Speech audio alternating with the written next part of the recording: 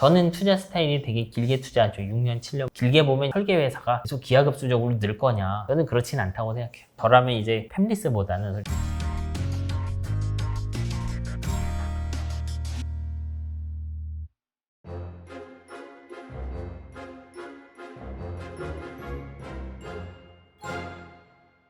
그 다음에 약간 소재 변화? 이런 네. 것도 계속해서 얘기가 나오더라고요. 지금까지는 실리콘만 좀 쓰였는데 뭐 질화관륨이라든지 등등 여러 가지 소재 뭐 이런 것들이 나오는데 여기에 대해서 좀 설명해 주면 좋을 것 같아요. 근데 그 웨이퍼 레벨에서 웨이퍼 자체가 실리콘에서 바뀐다? 음. 저는 지금 이 짧은 시간, 뭐 심지어 뭐 제가 10년 지나도 웨이퍼를 대체할 물건을 쓸까? 전 잘 모르겠어요.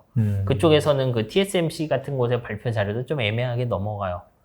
뭐 웨이퍼 대체를 쓰네 마네 이런 얘기 할 때. 왜냐하면 우리가 웨이퍼를 버린다는 건 그동안 가지고 있던 그 웨이퍼를 전제로 하는 모든 공정을 이제 가져다 버린다는 소리랑 똑같아요. 예를 들면 우리 뭐 사실 비용에서 크지 않지만 산화 공정 네네. 이런 거 그 웨이퍼를 넣어갖고 쉽게 말하면 가열하는 거거든요. 물이랑 이렇게 넣어서. 네. 근데 그 가열하는 과정이 웨이퍼일 때랑 아닐 때 완전 특성 다르겠죠. 웨이퍼는 그렇게 가열해서 일종의 유리막을 형성하는데 웨이퍼가 아닌 유리막이 아니고 뭔가 새로운 게 생겨나겠죠. 근데 그런 쪽의 움직임이 막 보이진 않아요, 저한테. 이거 너무 반도체 기술도 깊으니까 누구 하나가 그 첫삽 뜨기 힘든 거죠. 그러니까 이게 웨이퍼 교체 아니고 인텔조차 그 웨이퍼는 그대로 쓰면서 금속 배선망 그 원래 구리 쓰거든요. 네. 거의 코발트 썼는데 고생을 많이 했다고 해요, 인텔은. 그러니까 정확하게 그 웨이퍼 위에 소자는 다 만들고 그 위에 하부 금속층에 코발트, 그 구리를 코발트로만 대체했는데 그것도 쉽지 않았다고 하죠. 그러니까 그 머터리얼은 조금 쓰는 머터리얼도 되게 그 도전이에요. 많은 게 바뀌기 때문에. 네. 근데 아마 실리콘 웨이퍼 자체를 대체한다 굉장히 힘들 거예요, 이거는.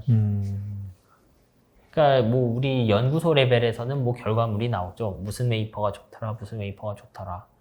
근데 항상 그 질문은 끝까지 가면 이거예요. 그래서 소자, 트랜지스터 하나의 가격이 얼마야? 양산성이 있냐. 예를 들면 우리 입장에서 이런 거예요. 트랜지스터가 1억 개 있다. 네. 그럼 트랜지스터 가격이 100만 분의 1불이다 그러면은 100만 원이죠, 칩이. 100만 분의 1불 되게 싸죠. 10만 분의 1불도 싸죠. 근데 10만 분의 1불 하면 칩 가격 1000만 원이에요, 이제. 그런 거예요. 소자 가격 10배 됐으니까 10배 됐겠죠. 그렇다고 제가 10억 개 쓰던 소자를 1억 개로 줄이게 해주느냐, 이 새로운 머터리얼이. 쉽지 않을 거예요. 너무 바뀌어야 될 게 많아요. 저는 그래서 이런 투자를 해야 된다고 하면은 내 세대는 글렀고 핵융합이랑 비슷할 때 상용화되는 거 아니야? 시간이 좀 많이 걸리네. 네. 그런 부분이다. 알겠습니다. 확실히 약간 좀 이게 새로운 기술을 개발하는 거는 개발하는 거지만 이게 비즈니스랑 연관되다 보니까 양산성, 원가 이런 근데 것들이 모든 중요하다 게 보니까. 그래요. 이게 조금씩 다 그림은 다른데 모든 기술이 제가 예를 들어 연구소에서 현미경 막 들여다보고 막 하면서 드디어 새로운 기술 나왔다라고 만세 이렇게 되는 게 아니에요. 많은 기술들은 이미 생태계에 존재하는 구성원들과 합의가 있어야 돼요. 이제 그런 거 찾아보면 인텔이 하이-NA EUV 도입하잖아요. 네. 그 하이-NA EUV도 되게 고민이 많아요, 보면. 말은 그렇게 했는데 사실 고민이 많다. 그러니까 그 안에서 보면요. 마스크 만드는 회사들의 어떤 문제점이 생기지 않아야 되고 하이-NA 넘어갈 때. 그러니까 예전에 그 EUV의 그 해상도를 높이려고 이런 생각도 했거든요. 지금 마스크 6인치 쓰는데 모든 마스크를 12인치로 바꾸면 어떠냐. 절대 안 되는 거죠, 이제. 이제 그러니까 마스크는 움직이기 힘드니까 그래서 기계에서 여러 가지 테크닉을 써요. 이 마스크 찍는 속도 막 바꾸고 이렇게 옆으로 좀 늘어난 마스크를 쓰고 뭐 이런 식으로 타협한 흔적이 굉장히 많아요, 찾아보면. 원래 그렇게 있는 기술과 타협되는 기술이 좋은 기술인 거죠. 저는 그런 합의의 모습도 안 보이면 되게 멀었구나라고 생각을 해요.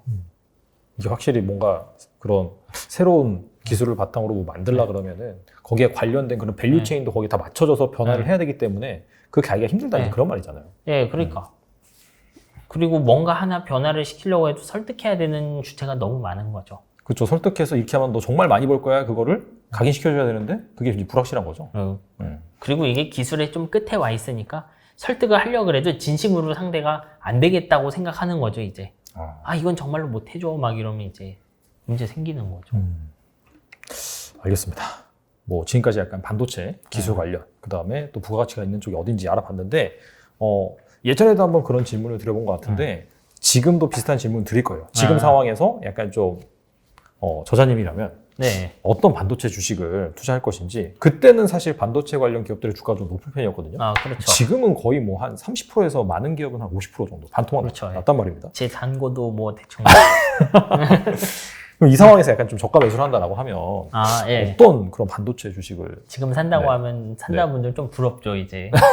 이제 저는 사람들과 취향 다른데, 네. 저는 투자 스타일이 되게 길게 투자하죠. 6년, 7년 뭐 이런 식으로 투자를 하죠. 어, 근데 그렇게 길게 보면 저라면 이제 팹리스보다는 솔직히 네. 메모리 회사나 파운드리 회사를 사는 게 정답이라고 생각해요. 왜냐하면 사실 이 팹리스 회사들은 이게 되게 어떻게 보면 그동안 많이 컸고, 엔비디아도 팹리스고 하잖아요. 근데 다른 한쪽에 이제 팹리스의 경쟁자로 뛰어오르는 게 그 시스템 가진 업체들이나 소프트웨어 업체들이에요. 그러니까 예를 들면 구글 같은 곳이 이제 그 유튜브에 자기들 발표한 거 보면 유튜브 전용 칩을 만들었어요. 아, 스스로. 네, 그 애플처럼 VCU라고 그렇게. 부르는 칩을 만들었는데 네. 그렇게 해서 인텔 CPU 500만 개를 대체했다느니 그런 이야기들을 하거든요. 아, 왜 그런 게 가능하냐 하면 어떻게 보면 애플이 AP 잘 만드는 이유랑 비슷해요. 목적이 뚜렷하거든요.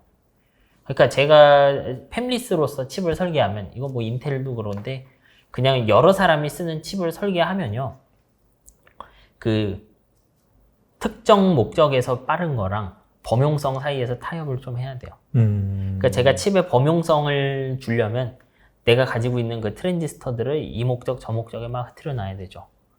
근데 제가 범용성을 하나 포기하면 특정 분야에서 엄청 빨라질 수 있어요. 그 예전에 가상화폐 채굴기들도 그래서 전성비가 좋았잖아요. 아, 그 아식기기라고 해서. 네, 에이직, 에이직이라고 하는데, 이제 에이직은 그 기계를 부르는 거 아니고 전용 가속기들을 다 에이직이라고 불러요. 그러니까 오로지 가상화폐만을 위해 만든 에이직들을 보면 그래픽 카드를 쓰건 CPU를 쓰건 따라갈 수가 없잖아요. 그렇죠. 엄청 빠르죠. 근데 소프트웨어 회사들이 덩치가 커지니까 유튜브 같은 곳은 해볼만 하죠, 이제. 왜냐하면 내가 사서 내가 쓰면 되잖아요. 그렇죠. 자기가 이제 물량을 많이 칠 수 있으면 네. 자기가 직접 개발하는 게 이제 좋으니까. 근데 그런 식으로 진출하는 게 하나씩 늘면 팹리스들은 조금 미묘할 수 있어요. 예를 들면 극단적으로 지금 인공지능 왕인 엔비디아가, 아마 엔비디아 같이 사용자 풀이 넓으면 괜찮긴 할 텐데, 예를 들면 구글 같은 데가 거기도 그 알파고한다 TPU 이런 거 만들었잖아요. 네. 우리는 이제 전사적으로 다 TPU 깔 거야 하면서 내부에서 TPU로만 뭔가를 하다가 대박 나면 갑자기 TPU를 바깥에 잔뜩 팔고 그걸로 머신러닝 학습까지 하라고 할 수 있어요. 이제 지금도 TPU를 팔긴 하는데 솔직히 되는 게 많지는 않죠, 지금. 근데 대박 터지면 언제든지 표정을 싹 바꿀 수는 있죠. 그러니까 소프트웨어를 갖고 있다는 건 좀 칩 설계 관점에서는 그런 안정감이 있어요. 그 구글 같은 회사 자체 수요가 크고요. 네. 그리고 칩의 사용자는 결국 소프트웨어 쓰는 사람이거든요. 소프트웨어 쓰는 사람의 피드백을 받을 수 있다는 장점이 있죠. 전 그래서 정말 투자 길게 가면 팹리스들은 조심하는 게 맞다고 생각해요. 단기적으로는 약간 좀 납법 네. 과대에 따라서 반등이 나올 수 있지만. 그렇죠. 반면 메모리 같은 거는 여기서 굉장히 밀도가 중요해요. 밀도도 중요하고 가격 경쟁도 살벌해요. 그리고 메모리 회사는 다 IDM이죠. 종합반도체 회사. 구글 같은 데가 갑자기 반도체 공장을 짓겠다? 꿈도 못 꾸죠. 그러면 그쪽으로 오지 않을 거예요. 파운드리도 어떠냐? 구글 같은 곳이 설계할 수 있는 이유 중 하나는 TSMC가 있어서 그런 거예요. 왜냐하면 구글이 그렇게 해서 CPU를 몇백만 개 대체해봤자 TSMC 전체 캐파에서 몇 프로나 쓰겠냐 이거예요. 그렇죠. 뭐 한 자릿수 초반으로 쓰겠죠. 뭐 1%, 2%나 갖다 쓸 거라고요. 그만큼 만들겠다고 5나노, 3나노 공정 그거를 처음부터 하지도 않을 거거니와 구글 자체도 설계를 못할 가능성이 높아요. 그러면 TSMC가 없으면 TSMC랑 같이 있는 그 광활한 IP 생태계에서 떨어지는 거잖아요. 그러면 당연히 안 하겠죠. 구글이 특정 업체를 데려가려고 해도 안 돼요. 야, 우리 구글 공장에서 네 IP 설계해라. 안 해요. 왜냐? TSMC에 가면 IP를 수백 명에게 팔 수 있는데 그 구글 공장에 가면 구글을 위해서만 만들어야 되거든요. 시장성이 안 나오죠. 그러니까 아마 좀 지금 상황에서 보면 팹리스들은 길게 보면은 좀 챌린지가 많을 것 같아요. 해결해야 될 게 많죠. 사실 애플 같은 경우에도 팹리스 자체적으로 하고 있고 테슬라 같은 경우에도 또 그렇죠. 자체로 예. 하잖아요. 그죠? 테슬라도 FSD라는 칩 자기들이 하는 거잖아요. 네. 왜 그런 게 되느냐? 걔들 아예 시스템을 갖고 있어서 그런 거예요. 그 기존 자동차랑 굉장히 다른 이질적인 구조잖아요. 테슬라 차가 네. 그 반도체 관점에서 봐도 음. 그렇게 할 수 있는 원동력은 칩을 사서 쓰는 거고 그리고 그런 아키텍처 가지고 있으니까 요 칩 부족 사태에 겪었을 때도 좀 많이 피해간 감이 있죠. 맞아요. 테슬라가. 그리고 뭐 이거 여담이지만 테슬라는 그 안에 그 C 언어 할 줄 아는 사람도 많아갖고 그냥 그 ECU 하나 사면은 아마 이리저리 돌려막고 뭐 다 가능했을 거예요. 그러니까 그 인적 구성이 다른 이유도 있을 거예요. 거기서는. 약간 일반 그런 자동차 기업에 비해서 훨씬 더 약간 좀 그런 개발자들, 반도체 네. 팹리스 개발자들이 많다. 그러니까 이런 거잖아요. 우리가 ECU가 달려있는 부품 두 개를 봤는데 이 안에 ECU랑 이거랑 똑같네 이러면 그냥 필요한 대로 다시 써버릴 수 있었겠죠. 알겠습니다. 그러면은 뭐 그런 파운드리나 네. 메모리 그런 제조 업체들을 그러면 개인적으로 이렇게 투자하고 계시는 건가요? 그러면? 저는 뭐 한국 회사들이니까 사실 네. 파운드리 메모리 가진 회사가 있잖아요. 아, 네. 뭐 혹시 말씀 안 드린 S전자. 네. 네, 로고가 파랗고 뭐 주가도 파랗고 뭐 하여튼 있어요. 네. 근데 궁금한 거 TSMC는 그럼 투자 안 하세요? TSMC요? 제 입장에서는 좀 중복이죠. 근데 했으면 좋았겠지. 뭐 그래서 그런 식으로 바꿔야 되나 고민도 있고 메모리 회사랑 파운드리 따로 해야 되나. 그냥 뭐 반반 가져가는 것도 가장 뭐, 네.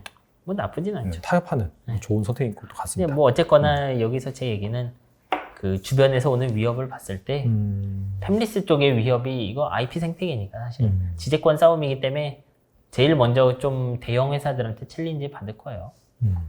예를 들면 TSMC 같은 회사 1년 매출 한 40조, 50조 하잖아요. 네.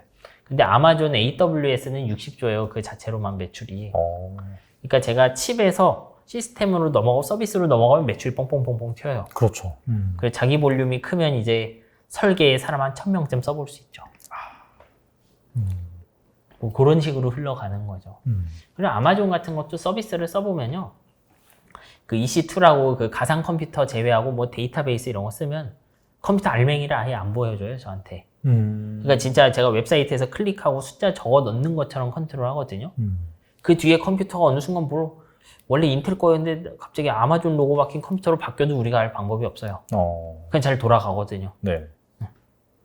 그러니까 운전하는 사람 입장에서 전기차인지 내연차인지 안 알려줬는데 그냥 핸들이랑 이것만 막 쓰는 거예요. 그래도 차는 잘 움직이지 하던 대로 하면. 그렇죠. 그런 느낌으로 싹 갑자기 뒤에가 바뀌어버릴 수도 있어요. 그럴 영향도 있고. 확실히 약간 빅테크 기업 입장에서는 그 팹리스 같은 경우에는 자체적인 워낙 그 서비스 캐파가 크다라고 한다면 언제든지 시도할 수 있는 그런 그렇죠. 부분이기 예. 때문에. 그리고 그 팹리스들 매출 크기를 봐보면 그냥 뭐 그런 빅테크 입장에서 이런 느낌이죠. 어떻게 저 정도는 냠냠냠 하든지. 내가 먹을 수도 있다. 뭐 회사를 먹는다는 느낌보단 저 정도 연구개발 비용 우리 한 2배쯤 쓰면 되나? 뭐 이렇게 해볼 만하죠. 알겠습니다. 또 그런 것들을 잘 감안해서 또 투자하시면 좋겠고 그렇다고 해서 이건 좀 개인적인 또 네. 견해잖아요. 뭐 무조건 뭐 이렇게 생산이나 파운드리 이쪽이 좋은 게 이렇게 단정질 건 아니고. 아니, 그런 건 그렇죠? 아니죠. 약간 좀 그런 것들을 다 따져봤을 때 그나마 좀 장기적으로 안전하게 볼 수 있는 게 네. 제조 쪽이다. 그렇죠. 그런 네. 견이시잖아요. 제조는 그 짬밥 싸움이니까. 물론 팹리스도 잘 고르면 제2의 엔비디아 같은 거 나올 수 있어요. 그렇죠. 엔비디아는 이제 이런 데서 진입 장벽이 강하죠. 왜냐하면 엔비디아 쿠다 기반으로 된 코드가 전 세계에 퍼져 있고 쿠다에 익숙한 사람이 굉장히 많죠, 마켓에. 그러니까 쿠다 아닌 걸 쓰려고 하면은 사람 자체를 못 뽑아버릴 수도 있어요. 너 이런 칩 써봤어? 못 써봤는데? 못 써봤는데? 못 써봤는데? 그럼 쿠다 쓰는 거예요, 그냥. 이거 되게 중요한 문제예요, 생각보다. 제가 그렇게 그 사용자 베이스가 두터운 칩을 대체하려고 하면요, 저 스스로. 네. 제가 모든 인력을 다 키워야 돼요. 칩이 잘 안 됐을 때 해결도 제가 스스로 다 해야 되고요. 그렇죠. 네. 그건 어려운 문제예요, 사실. 갑자기 또 생각나는 게 이제 그 EDA 툴 만드는 회사도 있다고 그랬잖아요. 예, 시나치스 그런 이런데. 쪽은 어때요? 그런 쪽은 그냥 하던 사람이 계속 해요, 보면. 그러면 거기도 약간 그런 챌린지를 당할 가능성이 좀 낮겠네요. 어떻게 보면. 그 EDA 툴 회사들은 어떠냐면요, 반대로 기존의 팹리스들이 하던 영역을 좀 일부 가져가요. 그러니까 제가 칩을 만드는 툴을 쓰잖아요. 네. 이 칩을 이용해서 마치 PPT 만들듯이 칩을 만들어라. 근데 설계를 같이 줘요, 몇 개. 요 설계는 이 툴 사면 공짜 이런 느낌이죠. 1+1 약간. 물론 뭐 얘네 엔비디아 쿠다코어 같이 살벌한 물건은 아니고 좀 이런 느낌이죠. 직접 하려면 엄청 귀찮은데 막 네. 가져다 쓰면은 좋은 물건들 있잖아요. 그런 식으로 EDA 툴에 같이 껴 팔아요. 여기도 괜찮겠네요. 그러면 약간 장기적으로 봐도 그렇게 챌린지가 심하지 않고. 근데 이런 데는 네. 그냥 하던 거 하는 느낌이라고 생각해요, 저는. 아, 이거 갑자기 마켓이 2배 커질 거라는 생각은 안 들어요, 저는. 왜냐하면 EDA 툴은 결국 설계 회사가 쓰는 거잖아요. 네. 근데 칩 설계는 대박 나면 그냥 볼륨이 2배 늘죠. EDA 툴을 2배로 살 거예요? 아니죠. 최종 수요랑 같이 움직이는 애가 아니죠, 잘 보면 이거. 최종 수요랑 같이 움직이는 그 매출은 결국 여기 서비스에서 흘러내려오는 제조 쪽의 몫이랑 설계의 몫밖에 없는 거죠. 그러니까 EDA 툴 입장에서는 그냥 상수로만 돈을 받는 느낌에 가까운 거죠. 아, 레버리지 효과가 별로 없다. 예, 물론 이제 설계 회사 붐이 확 생기거나 설계 스타트업 붐이 확 생기면 한 번씩 오를 수 있겠는데 길게 보면 이게 정말 그런 식으로 설계 회사가 계속 기하급수적으로 늘 거냐? 저는 그렇진 않다고 생각해요. 알겠습니다. 네, 지금까지 좋은 말씀 많이 해주셨는데 마지막으로 지금 힘들어하고 있는 반도체 투자자들을 위해서 아. 한 말씀만 부탁드립니다. 아, 저 스스로에게 얘기를 해요. 그렇게 해도 괜찮으세요? 네. 그러니까 저는 이제 되게 올해 초 뭐 우크라이나 전쟁 이런 것도 보면서 되게 겸손해야 된다고 생각해요. 네. 아니, 왜냐하면 저는 이런 식이면 솔직하게 뭐 우울하다고 하지만 막 슬프고 그러진 않고 이걸 뭔 수를 알아요. 왜냐하면 이런 사건이 날 거를 알고 있는 사람은 엄밀하게 뭐 1월 말 이럴 때도 거의 없었을 거예요. 그렇죠. 정말 마지막 순간이나 돼야 정보기관 일부랑 그리고 푸틴 자신조차도 최종 결정을 언제 내렸겠어요. 아니 그 2달, 3달 전에 미리 준비한 전쟁 아니잖아요, 보면. 그러면 이건 그냥 자연재해 같은 거예요, 사실. 운석 떨어지는 거는 비슷하죠, 하늘에서. 저는 이런 시기가 되면 그냥 마음에서 이제 선택과 집중하는 거라고 생각해요. 선택에 집중하고 그리고 내 취향에, 그러니까 내 심리에 맞춰서 투자하는 게 맞다고 생각해요. 예를 들면 저는 이 우러 전쟁이 더 악화되면은 예를 들면 주가 더 떨어진다. 그런 식이라고 하면 그리고 그렇게 떨어지는 가격을 감내할 수 있으면 버티고 그리고 그걸 감내 못할 사람이라고 하면 비중 줄이면 된다고 생각해요, 사실. 이거는 정답, 오답은 없어요. 왜냐하면 정해지지 않는 너무 많아요, 이건. 왜냐하면 지금도 전쟁의 끝을 결정할 수 있는 사람 아무 생각이 없거든요. 왜냐하면 그 말을 할 수 있는 사람 한 명이잖아요. 그렇죠. 크레물린에 한 명 있죠. 네. 그리고 그 예를 들면 그 민주정 제대로 된 그런 민주국가라고 하면은 아마도 그 국민 지지율이나 이런 거 보면서 우리가 예측할 텐데 그런 거랑 완전히 그 동떨어져 있잖아요, 의사결정이. 네. 당연히 이럴 때는 우리가 예측하는 게 쉽지 않아요. 저는 그러면 이때는 그냥 본인의 그 위험감내 성향에 맞춰서 하면 된다고 생각해요. 근데 정말 길게 보면 뭐 이게 핵전쟁이 난 것도 아니고 그리고 지금 뭐 러시아, 우크라이나, 중국 쪽 이슈 생긴 것 중에 서방에서 대체 못할 건 없어요. 예를 들면 석유, 정말 그거 대체 안 되나요? 그거 대체 가능하죠, 사실. 그렇죠. 네. 곡물 정말 대체 안 되나? 이거 대체 되죠, 사실. 정말 길어지면. 그러니까 마음 먹으면 2, 3년 내로 대체되는 것이 많아요, 그 밸류 체인에서. 지금 전쟁에 영향받은 곳 중에. 네. 전 그렇다면 길게 봐서 걱정할 거 있겠는가? 뭐 이거 이자율도 마찬가지예요. 그럼 이자율이 이렇게 오르는데 이런 높은 이자율이 계속 될까요? 이 공급망 문제 해결돼도 그럴 필요가 있나? 이게 공급 인플레이션인데? 그럼 그때 되면 다시 돌아오겠죠. 그러면 또 그때 되면 주식이 좀 더 매력적이어 보일 것이고. 이제 저는 그런 과정에서 그냥 매월, 매년 현금만 안 막히면 된다는 쪽이기 때문에 네. 그냥 계속 비중 유지하는 거고요. 뭐 되게 길었지만 뭐 그런 거예요. 그냥 예측 못할 거를 예측한다고 막 머리 싸맬 필요 없고 어차피 예측 안 되는 상황이고 매크로 중요하니까 본인 멘탈 버틸 만큼만 이런 비중 갖고 하고 그 다음 생각한 대로 안 되면 뭐 어쩔 수 없고 되면 다행이고 전 그렇게 생각해요. 알겠습니다. 좋은 말씀 감사드리고 약간 뭐 드라이하게 마지막에 말씀해 네. 주셨는데 뭐 결국엔 그런 것 같아요. 어차피 우리가 예측할 수 있는 거는 지금 이 상황에서는 네. 사실 없기 때문에 근데 이제 딱 하나 이제 확실한 건 뭐냐면은 장기적으로 계속해서 이제 기술을 발전을 하고 뭐 4차 그렇죠, 산업 예. 이런 것들이 성장할 수밖에 없기 때문에 여기에 들어가는 반도체 산업도 당연히 이제 성장을 할 것이다. 네. 그렇기 맞아요. 때문에 우리가 이제 오랜 시간 동안 좀 버틸 그럴 필요성이 있는 거고 버티기 위해서는 정말 중요한 게 오늘 이제 인터뷰하면서 나눴던 말씀들 이런 거 잘 알고 있어야 돼요. 그래야지 이제 이 반도체가 어디에 쓰이고 왜 발전 가능성이 있는지 그런 부분을 알 수 있으니까 꼭 이 영상 보시고 이렇게 마음에 약간 좀 위안을 얻으시고 좀 장기적으로 접근하셨으면 좋겠습니다. 네, 지금까지 정인선 작가님 나오셔서 감사합니다. 네, 고생하셨습니다.